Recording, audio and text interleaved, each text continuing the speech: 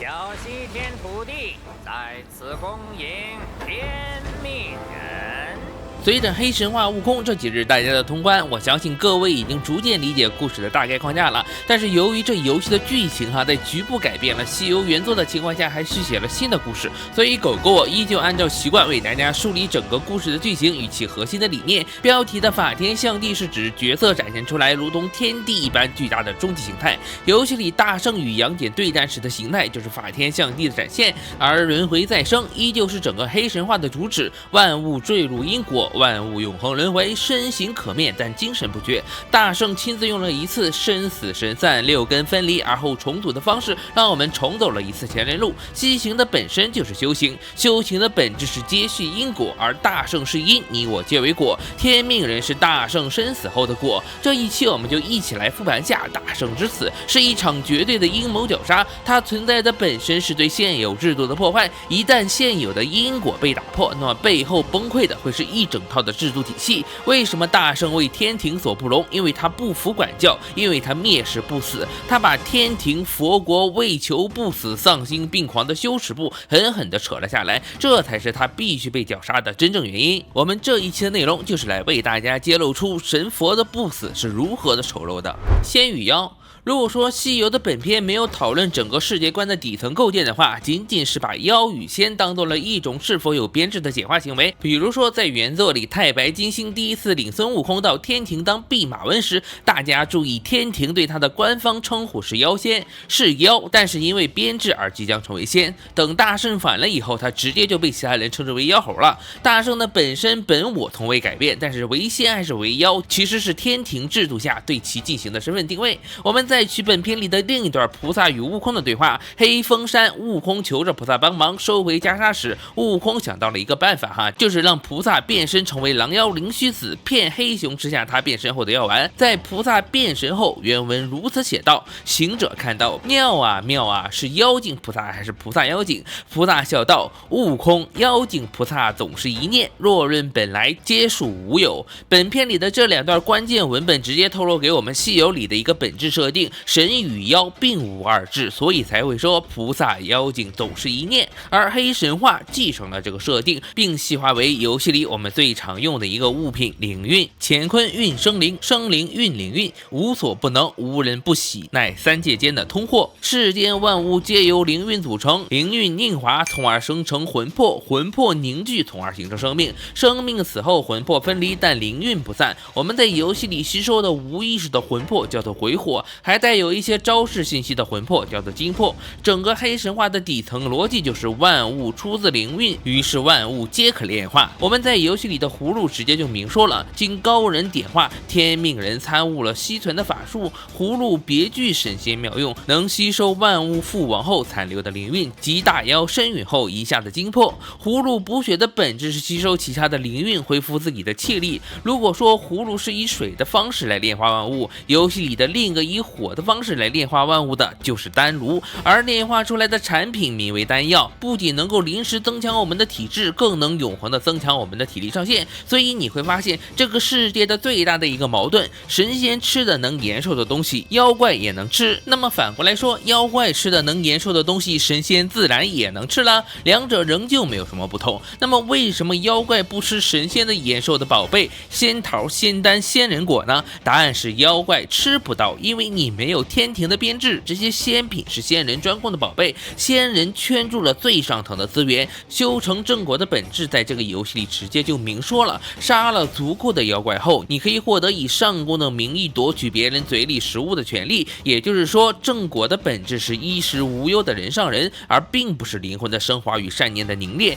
正果解决不了生灵的不死，正果解决的是你获得了垄断不死的渠道。所以你就陡然发现这个游戏最大的矛盾点了，成仙不是意味着仙人不死，成仙意味着是能够更好的攫取延续不死的资源，而仙人想要延续不死，那么就代表着他们必须永恒的把握延续不死的资源，仙丹、仙桃之类的。这也就是片头最开始大圣所说的长生不老，三界六道不就毁在了这4个字上？长生不老的资源是有限的，不能什么人都往里面拉呀，他们吃的多了，我就吃的少了。所以当大圣发现了正果的本质是拉入编制，而后车门焊死，先父阻挡后父后，他才会退回佛位，离开上界，回到花果山，也就是在大圣残躯里记载的最后一句题眼：长生不老，长不了。大圣之死，仙妖在黑神话里的定位是仙统一管理能够延续长生不死的仙品之物，妖同样有能力接触到这些仙品，所以仙主要提防的是妖，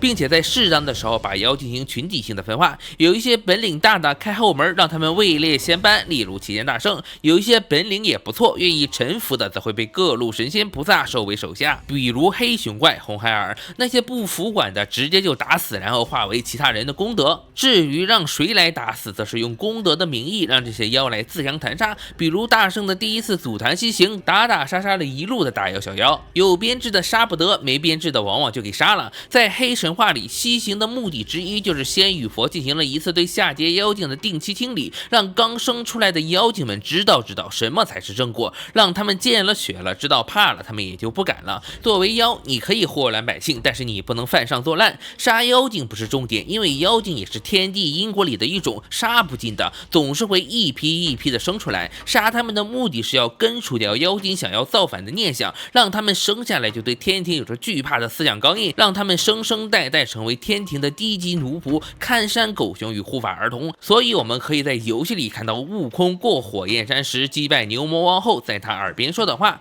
你弟我教训了，你儿我送人了，今日你婆娘那柄扇我也要定了，认师傅修正果，只有这条路是留给我们走的，长兄还不明白吗？老牛在剧情里为啥一直强调怕了怕了，越老越怕，就是在死，一不小心天庭就能让你老牛整个家族灰飞烟灭。此时的悟空是仙佛的打手，也是剿灭自己同类的刽子手，这为后来其他的妖精杀死悟空埋下了伏笔。大圣的一生经历了3重思想的改变。第一重思想时，大圣认为生命应当自由，什么天庭地狱都不应该对其进行约束，所以他联合了众多魔王与天庭来的敌兵作战，也就是动画里展现出来的这一部分。此时的大圣只是不服管，空有本领不明白老子有大神通，怎么就让我当了个弼马温？第二重思想是大圣认为打不过就加入，修成正果也挺好的，去妖成仙大家不都是这么宣传的吗？肯定一定必定有其道理，也就是悟空一路上打打杀杀，保唐僧，取真经，杀妖魔，化正果这条故事脉络。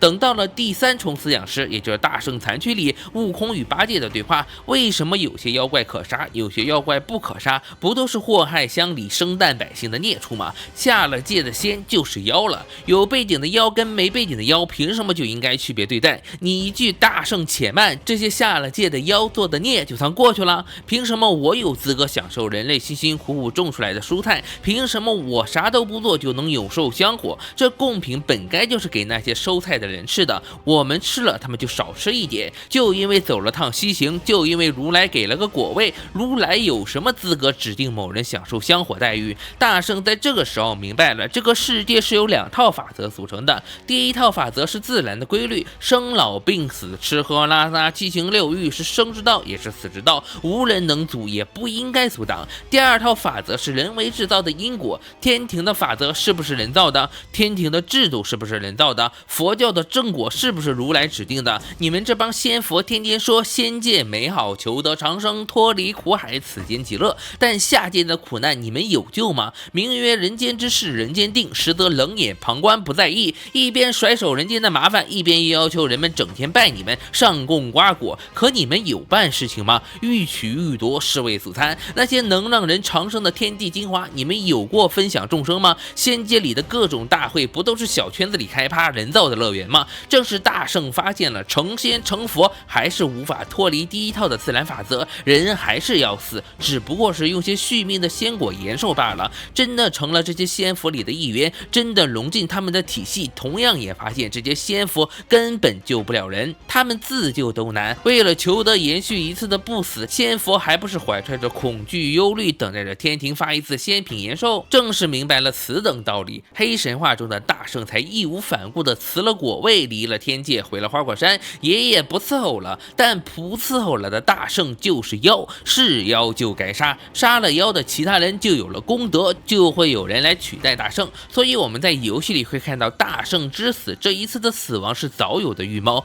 除了在游戏开场里我们看到的杨戬率领的天兵天将外，仙佛还纠结了一批曾经与大圣有过过节的妖怪，比如本应该在南海的黑熊精，在菩萨的授意下参与了大圣的剿灭。正果给你的时候你不拿，你就是反正果的妖，一定要剿，不剿那还不乱套了。所以大圣的死是制度性的谋杀，而不是个人的恩怨，不能让你一个人乱了法度啊！哪怕曾经有功，哪怕你就是想回花果山养老，那也不行。你在游戏里可以明确的看到剿灭大圣的参与者：熊皮你戴罪立功，四眼一对；雕鼠你替天行道，耳朵拿去；黄眉你重振旗鼓，鼻子收好；白眼你忍辱负重，舌头领下；牛魔你大义面亲，罪是不义，他的身子就留给你了。这5个妖怪拿到了大圣的部分身躯后，化为了大圣的5个根器，而这些根器在之后就成为了他们提炼修为增长力量的法宝了。简而言之，黑神话直接就告诉了你，提升法宝的途径之一就是吃人，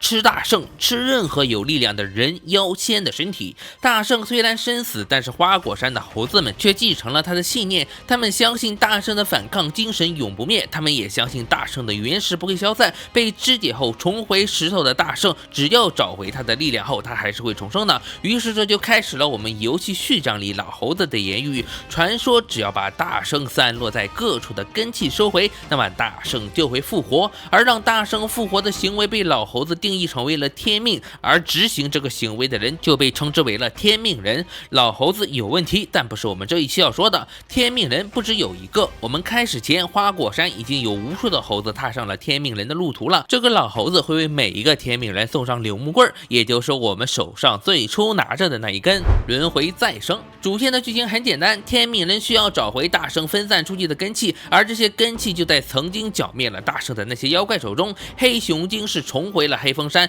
重修了观音禅院，他在观音座下未曾得到什么道行，单纯的是利用大圣的根器来敛财聚妖。黄沙岭是曾经的黄猫雕鼠，他在与大圣对战的时候似乎有所感触，也逐渐明白了妖与仙的区别。在他看来，力量才是一切，他想要成为另一个大圣，所以他割掉了自己师父灵吉菩萨的头颅，用他的头当做炼化的法器，目的是要吸收大圣的力量。小西天的黄眉则是早就看透了仙佛的虚伪，他不在意悟空，参与对悟空的绞杀只不过是为了让上界放松对他的看管，他只是想要借此机会东山再起。所以当天命人来到此地时，他已重建了小西天，他的目的在文本里说得很明确，要做佛神的龙像，要抛开现有的神佛体系，再造一个新的力量群体进行抗衡。黄眉认为人当享乐，不当压抑，给众人以不加节制的力量，重塑神佛的压抑众生的基调，让欢愉成为社会的主基调。黄眉不论是理念还是体制，都是对现有神佛的彻底否定。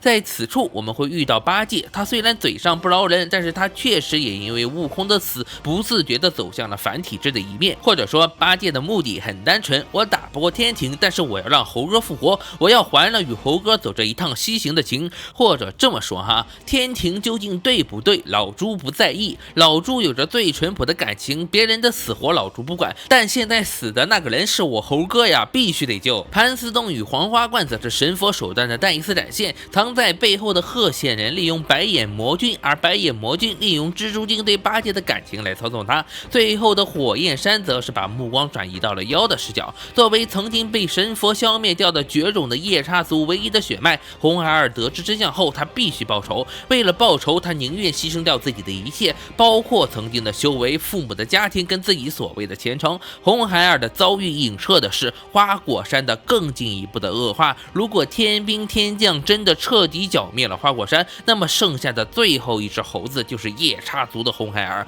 所以红孩儿的本质是大圣里最犟的那一块，他宁死不屈，宁愿自己去死，也绝对不会向他人跪拜。老牛的遭遇则是展现出大圣的另一种情况，如果你成为了妖，既没有能力上天庭，也没有能力乱天宫，只会畏畏缩缩，那么最后你依旧会被天庭吃干抹净，让你杀悟空你敢不来，让你回去待在火焰山你敢跃出半步，天庭借着取经的名义杀你小妾你敢报仇，要你那孩子当散财童子你敢反对，你不敢，你什么都不敢，你最终会活成天庭的黑手套，用完就丢，早晚会在惊恐中萎靡下去，耗尽你所有的活力。牛魔王的晚景是所有投靠天庭但是没有编制的妖的最终下场。整个黑神话悟空的剧情本质给你展现的是啥呢？是妖的不同结局。偶然幸运但是未有大志的妖是黑熊精，身傍神力反抗神佛，但力量依旧不够的是黄毛雕鼠。佛祖异类否定现有体制走向极端，并以整体的势力威胁神佛的是黄眉。有趣的是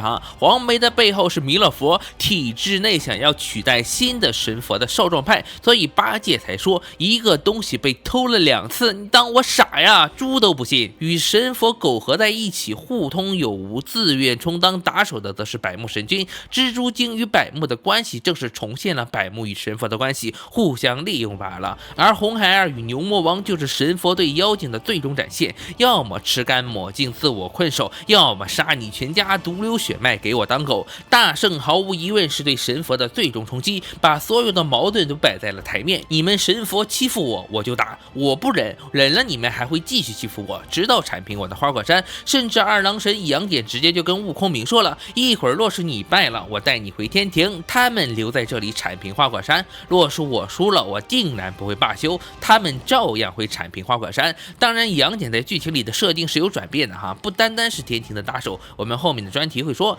当我们天命人取得了所有的大圣遗落的根器，重回花果山，重回起点后，会跟随老猿猴一同进入到石卵当中。在这里我们可以回顾大圣的一生，从生到死，从情起到意灭。原以为你诞生在一个快活的世界里，但你真的鸿蒙初开，明了世间法则后，才发现哪里有什么快活呀？大家都成为了追求不死的活丧尸，困在因果里的小虫子。我们此时要面对大圣最后残存的力量，击败大圣，成为大圣。而结局则有2个，一个是戴上金箍，代表我们只取回了大圣的力量，没有继承大圣的反抗精神。金箍代表的是神佛对妖的统治，如同狗链子一般，只要戴上了就拿不下来。所以大圣与二郎神大战的时候，那个早已消失的金箍又重新回来了。这个金箍不是箍在了大圣的头上，它是箍在了所有想要反抗神佛的妖怪的头上。你们看到了吗？连妖力至极的大圣的头上都戴着神佛的金箍，你们这些小妖还妄想僭越，愚蠢！这个结局的悲惨在于大圣的力量回来了，但是大圣的精神却消散了。这个结局里的天命人不是大圣，天命人是去掉了反抗精神的猴子罢了。第2个结局是天命人在被戴上金箍前就苏醒了过来，他的脑中闪现了大圣的一生，从最后的死亡一直倒叙灵山的成佛，西行的路途，大闹的天宫与最初的快活。大圣的一生从战斗开始，一从战斗结束，从反抗天宫开始到反抗天宫结束。而继承了大圣精神的你，天命人，同样在这个结局里明白了大圣反抗的意义。世道不公，你我皆战。大圣走了，但是他从未走远，他成为了一个精神符号，告知了我们他来过，他行过，他败过，但最终他知道自己欺不了心。神佛并不完美，神佛依旧贪婪，神佛压制众人，神佛难抚其名。黑神话的本质是向我们明示天庭制度的腐败，他们明明有更加强大的力量，却从未庇护众人。他们守着长生的仙果，却不知道分享众人。他们拿着最好的资源，只知道独自贪婪。仙是什么？佛又是什么？他们只不过是一群趴在不死上的老怪物罢了。他们想要自己永远成为因，而不是成为最终结束的果。如果说世道轮回是苟日新，日日新又日新，灵运是散了又聚合，如同大圣一般的死而重生，那么这群仙佛根本就不是跳出5行外，不在3界中的逍遥人。如果真的跳出了，你们仙佛干嘛追求不死呢？如果真的跳出了，你们仙佛干嘛还要求贡品呢？开个屁的天桃大会，开个屁的安天大会！我在最后引用下黑神话里天蓬元帅的描述：待一众嫦娥舞毕，天蓬醒了醒神，准备上去跟王母敬酒。队伍太长，他一路寻到队尾，竟已走到了宫门外。这时忽然有人大声叫唤：邪邪！他循声望去，就见2个仙使扶着个喝歪了的猴子匆匆而过。天蓬想：我何时才能像他这般大醉一场？天庭里唯一逍遥的可能还真的是那只猴子，直到这份逍遥也被天庭抹杀了。天界如此，人间也是如此。究竟是天界照人间，还是人间照天界？无人知晓，或者是无人敢去知晓。我强调一下哈，我们解读的是黑神话，不是西游记。黑神话明面就告诉你了，它的内涵是黑，既不遮掩也不否定。我们不要把黑神话与西游记划等号哈，两者是完全不同的作品，切记切记。后面我会逐次给大家家讲解黑神话里每一章的内容与它们代表的具体含义。第一期我们仅仅是在提纲挈领，跟大家一起来顺一下游戏的整体思路而已。如果你觉得狗狗我解读的还不错，可以持续关注下，我应该会出5、6期的内容。我是狗狗，感谢你的观看，我们下一期猴学再见，拜拜了。